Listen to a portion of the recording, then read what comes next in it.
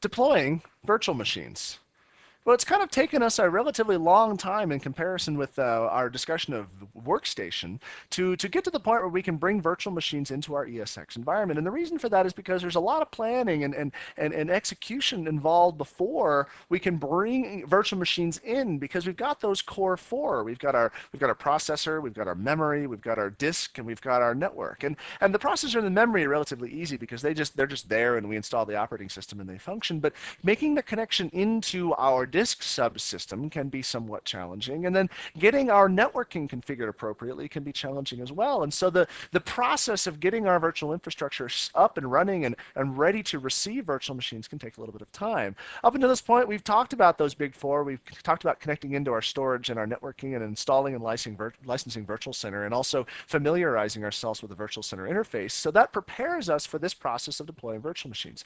What I think you'll find in this nugget is that a lot of what you've learned inside of the VMware Workstation part of deploying virtual machines, you'll be able to leverage very well here inside of the deploying virtual machines in the ESX environment. So what are we going to talk about in this nugget? We're going to talk about creating new machines, the different processes by which you can create new machines by either cloning them or creating them from scratch or P2Ving them, and importing in that data and importing in CDs and ISO files into our environment as well. We're going to talk about snapshots, clones, and templates, and I call it snapshots, clones, and templates Redux because it's all very similar to how we did it inside of Workstation. And then we're going to finish with the P2V process again, and the new tool, VMware Converter, that is very similar to the import tool that we saw inside of VMware Workstation. And we're going to see how we can use that converter to take very large projects and P2V them in a very timely manner. So let's go ahead and bring back up our virtual infrastructure client here, our VIC. And you'll see here that we've deployed a single workstation or a single machine into our environment here called Nugget 1. This Nugget 1 is a Windows Server 2003 standard edition with 1 vCPU and a quarter gig of memory. And it's currently not running. It's powered off and the VMware tools are not running on it. We've gone and installed the VMware tools onto this machine so that we can actually get some heartbeat information off of that machine. But right now it's powered off. And the reason for that is because we want to be able to take a look at some of the configurations and manipulate the configurations associated with this machine. This machine is already built. There is already an instance of this machine built in our environment, so we can actually see what it looks like with one that is already configured in the environment. If we right-click and choose Edit Settings, we're going to bring up our old friend, the Virtual Machine Properties wizard, and this wizard allows us, very similar to how we do it inside of Workstation, to configure the resources that are assigned to this virtual machine. Same as before, we can apply in some memory to that virtual machine. We can change the number of virtual processors, the floppy drive, the CD drive. As before with CD drives, we can connect it into either the host device or a data store ISO file. I want to stop here because there's an additional component that we can do here inside of our CD drives, and that is not only to connect the CD drive to the host CD drive, which is set here to /dev/CD-ROM. If you have multiple CD-ROMs, they'll be available in here as well. But you could also potentially connect that CD drive to a client device. And what we say by client device is that is the device of the machine that is currently running the Virtual Center instance, the virtual infrastructure client. So if I'm sitting here at my workstation and I want to be able to put a CD in my drive here locally, and then my remote virtual machine off on the other side of the network can actually read the files off of that disk, I can do that by choosing client device here. Now, that be said, if we do that, that's potentially a particularly slow way of actually getting that information across the network. And it is a relatively slow way. If you try to build a server doing that, it's going to take you a real long time to do. As we said before, one of the best ways to do it is to create ISO files, to take a CD drive, and actually convert it into an ISO file. And you'll see here that if we click the bottom one of the things we have done is we've imported in this ISO file into our data store. If I browse through the data store, we created here inside of our NFS connection. Inside this NFS connection, we've actually created a location where we can put CDs, or the ISO files associated with CDs. You'll see here that we've dropped a CD in here for the Windows 2003 R2 Standard Edition installation. How did we do that? We did that by actually making a connection into our NFS share and essentially copying that CD using FTP or using SCP or using some sort of Unix browser tool or use a Unix file transfer tool to transfer the CD information over to our data store. As I'll show you here, you can also log into potentially using a tool like PuTTY, which is an SSH tool. You can use this tool to log into your ESX boxes directly locally, and then change to, for example, the CDE VMFS folder. Now, once you create your infrastructure with Virtual Center, the first thing you're going to notice inside of any of your locations is there's going to be a folder at the root called VMFS. And VMFS is the location where all the volumes that you create, all of the data stores that you create are going to be aggregated to. If I CD to VMFS or change directory to it and then go to volumes, from there, I'll be able to see all of the data stores that I have connections to. There's Nugget Data Store, that's the iSCSI data store. There's Storage 1, that's the local data store. And here's Nugget Lab underscore NFS, that's the NFS data store. If a data store is a shared data store, meaning that multiple systems can actually connect into it, meaning it's a Fiber Channel or iSCSI or NFS, then every single host will have the ability to see that from this VMFS/volumes location. If it's a local data store, you'll only be able to see it if you log on to the individual server. This Storage 1 location is the data store which is on the local drives, the DAS drives for ESX Nugget 1. However, Nugget Lab underscore NFS is a shared data location, a shared data store based on NFS. If I go to Nugget Lab underscore NFS, you'll see here that I have this ISO file that I've actually copied in here by using a tool like SCP. But what I want to tell you then is that you can actually manipulate inside of the Linux using the service console to help you push and pull file data on and off of your ESX infrastructure. And it's perfectly legal to do it that way. In our last nugget, or one of our later nuggets, we're going to talk about the service console and give them some very good detail on SSH. But what I want you to know just through this is that the process to get your ISO files onto your system is going to involve some sort of file transfer. So let me go ahead and move this out of here. We'll get back to this in just a second. And hit cancel. The next thing we want to talk about is our network adapters. And if you remember back in the workstation arena, when we were building network adapters, we had 4 choices for choosing how we wanted those network adapters to be configured, whether it was bridged or host only or NAT or special networks. Well, whenever you move into the ESX environment, we don't really have those 4 options anymore. The only thing we can do is configure a network adapter to be connected to a network that we've configured on our network configuration screen inside of Virtual Center. So let's say our network connection here, we have a label that says Virtual Machine Network. We don't really have the concept of bridged and host only anymore. In order for us to be able to put network adapters, to attach logical network adapters into physical ones, we actually have to create that in our network screen. So this network connection here and this network label that we've created for Virtual Machine Network actually relates to, if we go back to this host and back to configuration, and then from there to networking, that actually relates to the virtual switch that we've created here for this virtual machine network. As you'll see here, Nugget 1, the machine that we've created, this little icon here symbolizes a virtual machine. This Nugget 1 virtual machine is connected into this virtual switch, vSwitch 2. And so we can't really create additional locations for that network to go unless we add networking. We add virtual switches and or physical adapters to connect to those virtual switches here inside of our networking screen. Now, it's kind of bad and it's kind of good. It's kind of bad because it takes a little bit more effort to get something configured, but it's also kind of good because it actually extends the level of networking that you can do on a particular machine. Again, we talked very, very early on about all of the network cards and how you could potentially have lots and lots of network cards on your ESX boxes depending on the number of virtual switches you wanted to create and the number of segregated VLANs you wanted to connect your system into. So if you have plenty of network cards, or even if you have lots of network virtual switches that you want to connect into the same network cards, you can do that from here inside of networking. And once you've done that, then those will be exposed to your clients here under Edit Settings. So be aware that it's a multi-step process and that you really have to plan out your ESX infrastructure before you start developing and deploying virtual machines into it.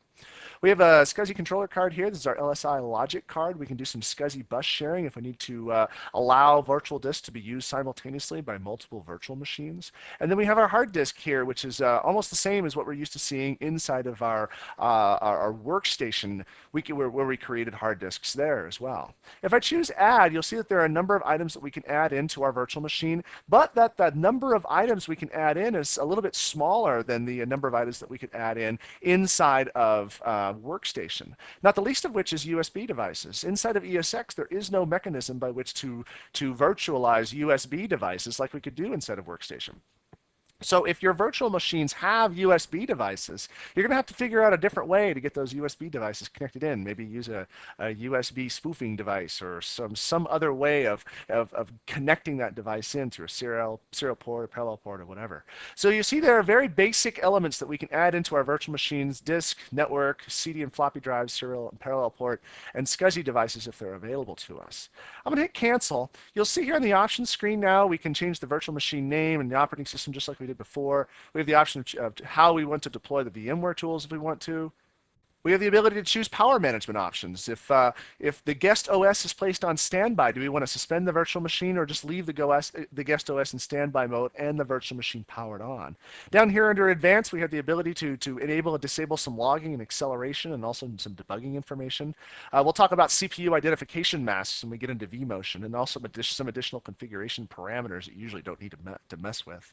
Lastly, under resources, we have the ability to alter how we want to allocate resources to our virtual machine. We'll talk about resources in a later nugget, but just be aware that these are located here if you want to change how many shares and how much available resources you apply to that virtual machine.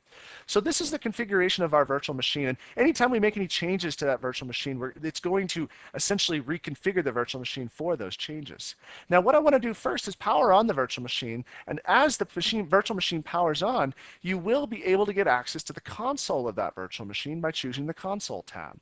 So right over here you'll see this tab marked console. If I click here, you'll notice that as the virtual machine begins the power on cycle, we'll leave the black screen. We'll go from the black screen to our typical VMware BIOS screen, and from the VMware BIOS screen we'll see the Windows Server 2003 boot screen power on. Now we're not going to sit around and wait for this to pop on, but I want to show you that this is the location in which you're going to manipulate the console of your virtual machines. If you need to get on the console, you can connect in with the VIC, click to the console tab, and do your work inside of the console. Now, the console really it works okay if you have terminal services for Windows machines or some other tool like SSH for Unix machines to get into your machines. If you don't really need console access, terminal services tends to work a little bit better than the console does. It's not quite so jumpy, and so depending on what you need to do, you may not necessarily need to be on the console as often as you think you do. So these are all the things that we can set up as for an existing virtual machine.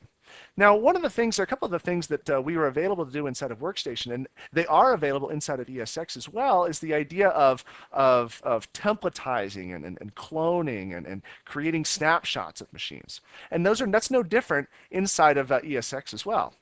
If you look here inside of, if we right click on our host, we'll see here the ability to choose clone to template, and convert to template. You'll see now that these are all disabled because we powered on the machine. But the process of cloning is relatively similar to the way we did it before, whereas we create copies of our virtual machines so that we can deploy them throughout our network. Let's go ahead and power this machine back off so we can take a look at what we want to see in terms of cloning and templating.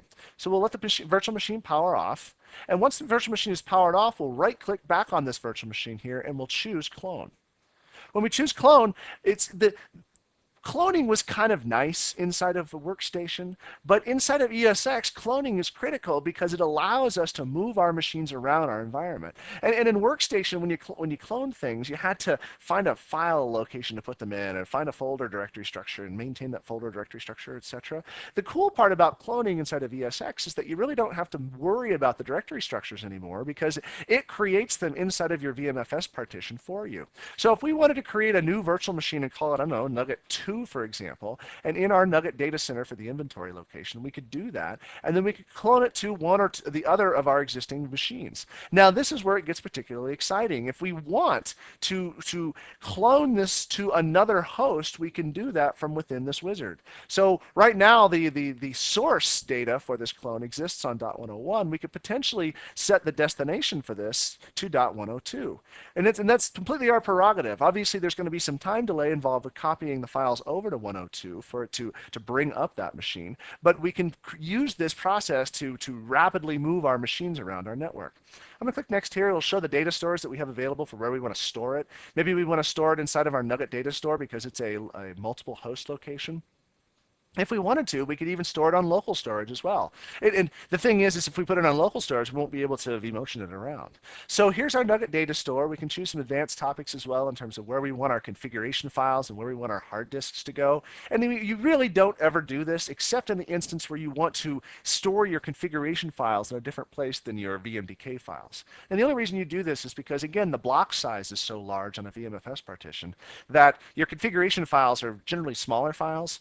And with very large block sizes, you're actually consuming more than your necessary amount of data on your disk. So here's our hard disk information. We're going to store all of it together here inside of the data store.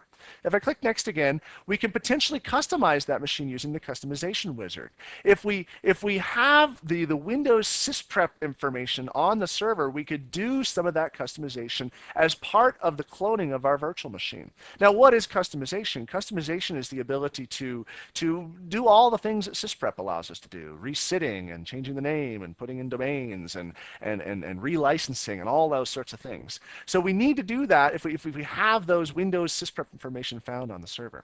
In this case, we're going to choose Do Not Customize here and click Next so we can complete the cloning of our machine. As soon as we hit the button here, we can say, okay, is power on that new virtual machine after it's created, so we'll be able to do that. If I click Finish here now, it's going to begin the process of cloning that virtual machine. You'll see here we have a Nugget 2 now that's been created, and we've queued up the process for cloning. Now, this is a fairly disk-intensive activity because we're essentially replicating that 4 GB file over to another 4 GB file on our data store. And so if you want to do this maybe during off hours or hours you don't want to necessarily worry about occupying the resources of the disk subsystem, you might want to consider doing that then. So this will actually end up creating an identical clone of our Nugget 1 system for the purposes of redeploying it out into another data center or another host on our data center. Now, while we wait for that clone process to complete, let's go ahead and talk about another way that you can actually get new virtual machines onto your ESX infrastructure, and that's by actually creating new virtual machines.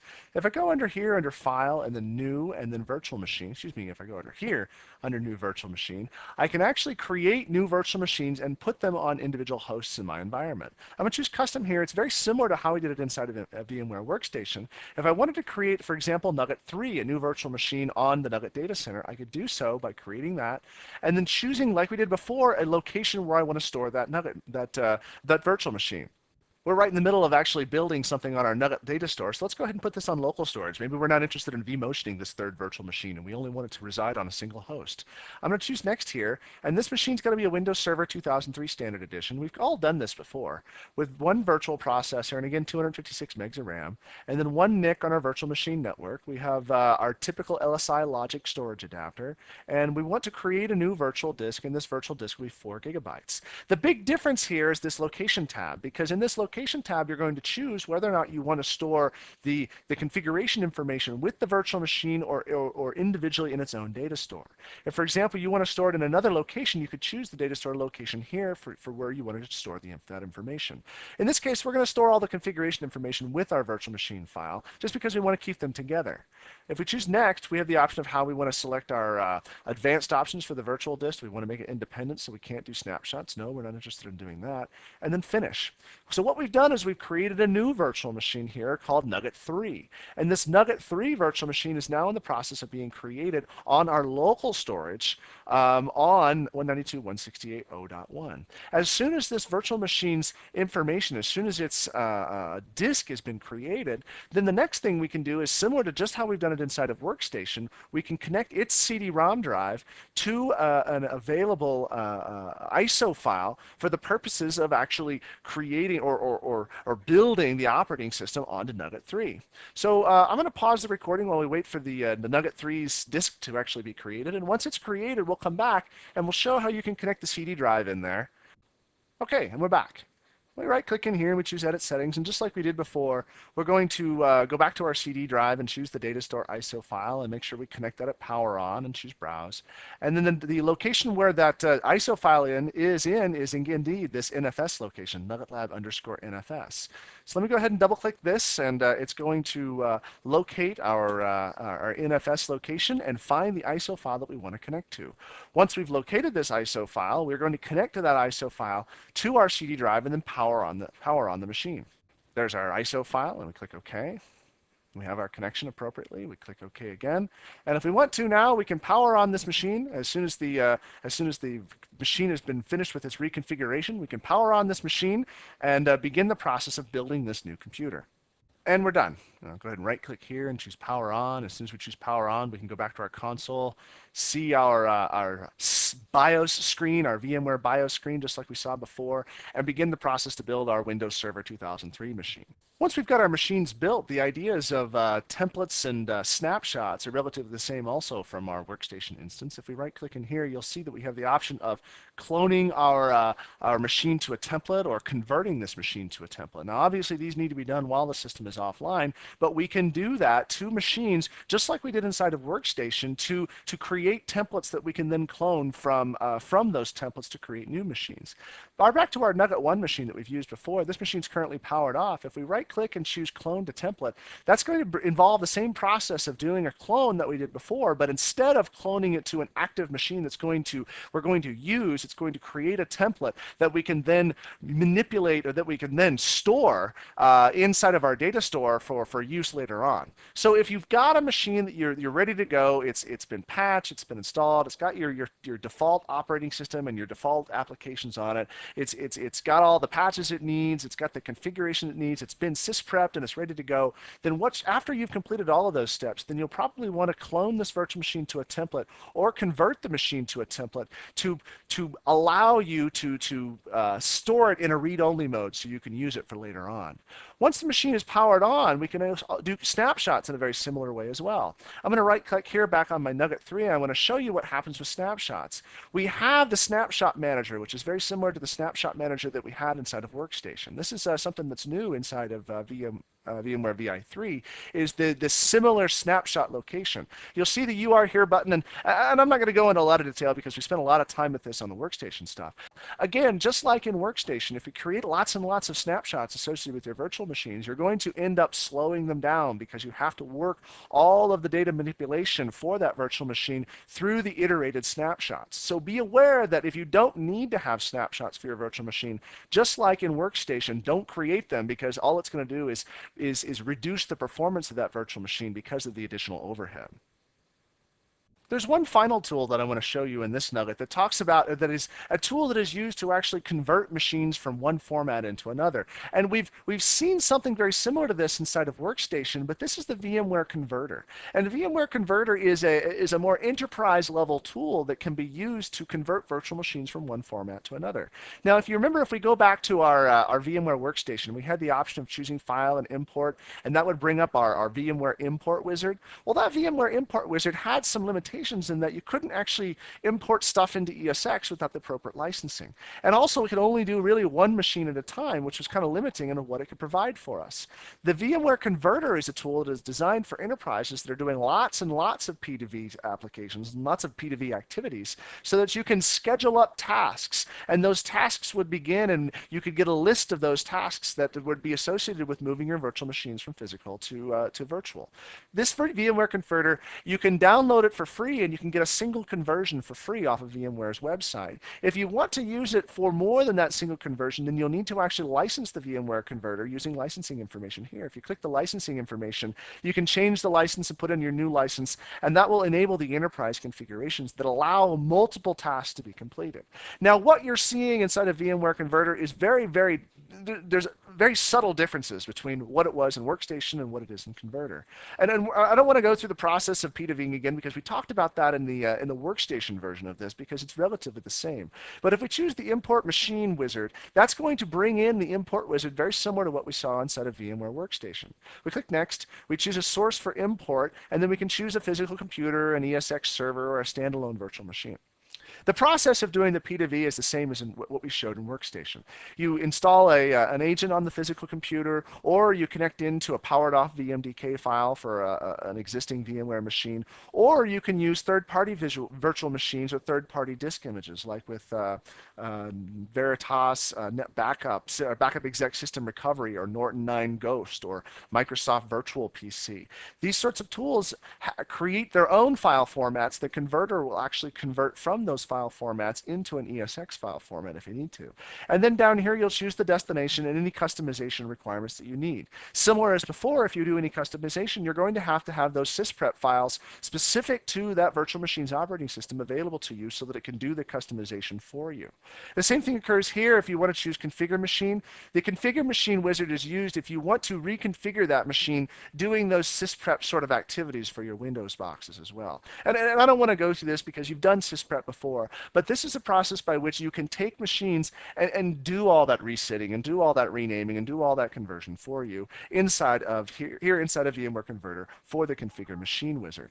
The unique part about VMware Converter as opposed to what we see inside of VMware Workstation is that with VMware Converter, we can do multiple tasks at once, and our tasks will align here with source and destination and how far they've come and then the start and the end time. Now this is handy for us because, as we said before, some of these P2V processes can take 3 to 4 to 5 to 8 to 10 hours sometimes to complete. And so you want to be able to schedule these tasks and you want to be able to align them and see what their status is so that you can have a much better way of monitoring the progress of your P2V project. A lot of P2V projects occur in big batches. We install an ESX infrastructure into an environment and then we need to P2V all the physical machines into the virtual environment. And so having this nice task list makes it much easier for the very large task of P2Ving all those machines. Later on, then you can iteratively P2V machines as you need them, but generally this is done for those very large rolling upgrade projects as they're completed. So what have we talked about in this nugget? We've talked a lot about how we can take the knowledge and the understanding about deploying virtual machines that we learned inside of VMware Workstation and convert that into how we need to do it for ESX. We talked about how to create new machines and the 3 different ways that you can create new machines by building one from scratch, by cloning one, and then by P2Ving one using the VMware Converter. We talked about importing in new machines information by bringing data into our environment. We talked about the snapshots and the clones and the templates and how that also relates from our VMware Workstation knowledge. And then also the P2V process using VMware Converter and how we can use VMware Converter to take large numbers of physical machines and bring them into our environment to complete that P2V process in a very timely fashion. I hope this has been informative for you, and I'd like to thank you for viewing.